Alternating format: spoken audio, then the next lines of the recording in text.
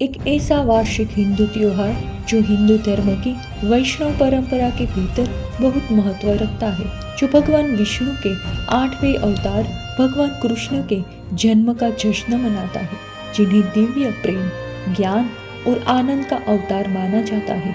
ये त्योहार भारत और दुनिया भर में लाखों हिंदुओं द्वारा बड़ी श्रद्धा और उत्साह के साथ मनाया जाता है, जिसे कृष्ण जन्माष्टमी, कृष्णाष्टमी, जन्माष्टमी या गोकुलाष्टमी जैसे अलग अलग नाम से जाना जाता है।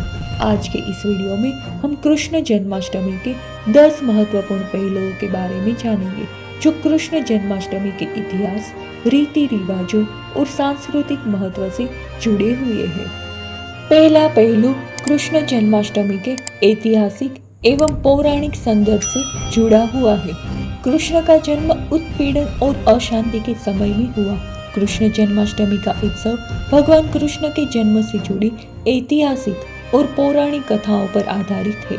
महाभारत, भागवत पुराण सहित अन्य पुराणों के अनुसार भगवान कृष्ण का जन्म मथुरा की एक जेल में देवकी और वासुदेव के घर हुआ था। ऐसा माना जाता है कि कृष्ण का जन्म उत्पीड़न और उथल पुथल के समय हुआ था, जब उसके चाचा राजा कंस का खतरा उनके परिवार पर मंडरा रहा था। कृष्ण जन्माष्टमी से जुड़ा दूसरा पहलू है दिनांक और समय। कृष्ण जन्माष्टमी श्रावण या भाद्रपद के महीने में कृष्ण पक्ष की अष्टमी तिथि को मनाई जाती है। ये आमतौर पर ग्रेगोरियन कैलेंडर के अगस्त या सितंबर के महीनों से मेल खाता है। ये त्योहार बहुत उत्साह के साथ मनाया जाता है, क्योंकि भक्त दिव्य जन्म के उपलक्ष्य में विभिन्न धार्मिक और सांस्कृतिक गतिविधियों में शामिल होते हैं। कृष्ण जन्माष्टमी से जुड़ा तीसरा पहलू है रीति रिवाज और उत्सव। कृष्ण जन्माष्टमी की विशेषता कई तरह के रीति रिवाज और उत्सव है, जो भारत के विभिन्न क्षेत्रों में अलग अलग है।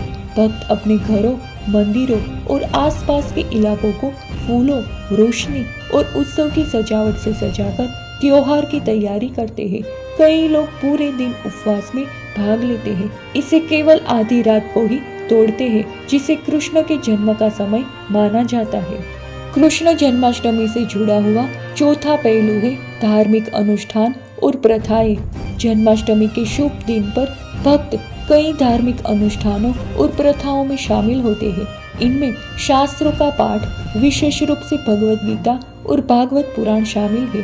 भगवान कृष्ण के जीवन और दिव्य गुणों की प्रशंसा में भक्ति गीत गाए जाते हैं। कृष्ण के जन्म को अक्सर नृत्य, नाटकों और अभिनय के माध्यम से दोहराया जाता है।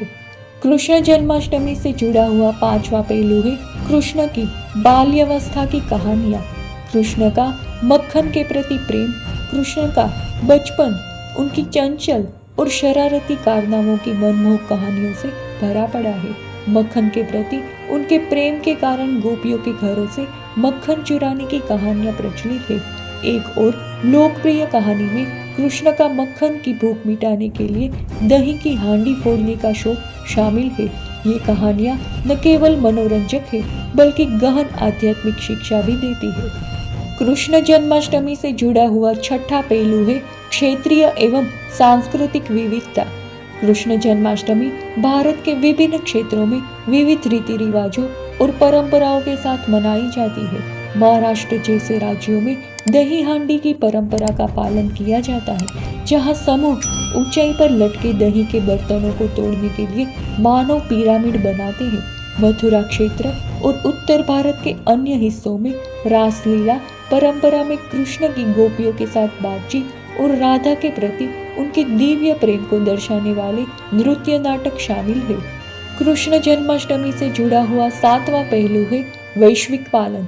कृष्ण जन्माष्टमी भारतीय संस्कृति और परंपरा में गहराई से निहित है, लेकिन इसे दुनिया भर के हिंदू समुदाय भी मनाते हैं। नेपाल, बांग्लादेश, फिजी, पाकिस्तान, मॉरिशस और यहाँ तक कि संयुक्त राज्य अमेरिका जैसे देश इस त्योहार को बड़ी श्रद्धा के साथ मनाते हैं। कुछ देशों में इसे राष्ट्रीय अवकाश के रूप में भी मान्यता दी जाती है, जो इसके सांस्कृतिक महत्व को दर्शाता है। कृष्ण जन्माष्टमी से जुड़ा हुआ आठवां पहलू है भक्ति और अध्यात्म। कृष्ण जन्माष्टमी हिंदुओं के लिए भक्ति और आध्यात्मिकता का एक उच्च अवसर है। ये आत्मचिंतन, प्रार्थना और ईश्वर से जुड़ने का अवसर है। ये त्योहार लोगों को भगवान कृष्ण द्वारा दिखाए गए गुणों जैसे निस्वार्थ प्रेम, धार्मिकता और आंतरिक शक्ति को विकसित करने के लिए प्रोत्साहित करता है। कृष्ण जन्माष्टमी से जुड़ा हुआ 9वां पहलू है सांस्कृतिक अभिव्यक्तियाँ। जन्माष्टमी न केवल एक धार्मिक त्योहार है, बल्कि कला, संगीत, नृत्य और नाटक की सांस्कृतिक अभिव्यक्ति भी है। मथुरा क्षेत्र और अन्य क्षेत्रों में रासलीला प्रदर्शन कृष्ण के जीवन से जुड़ी समृद्ध सांस्कृतिक विरासत को प्रदर्शित करते हैं। भक्तजन भक्ति गायन में शामिल होते हैं, जिसे भजन और कीर्तन के रूप में जाना जाता है, जो त्योहार के उत्सव का एक अभिन्न अंग है। कृष्ण जन्माष्टमी से जुड़ा हुआ 10वां पहलू है निरंतर प्रासंगिकता।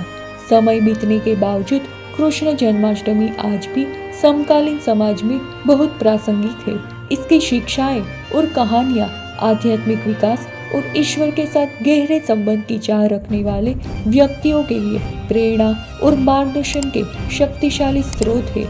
इस त्योहार की स्थायी अपील प्रेम, भक्ति और अंधकार पर धर्म की विजय के अपने सार्वभौमिक संदेश को रेखांकित करती है।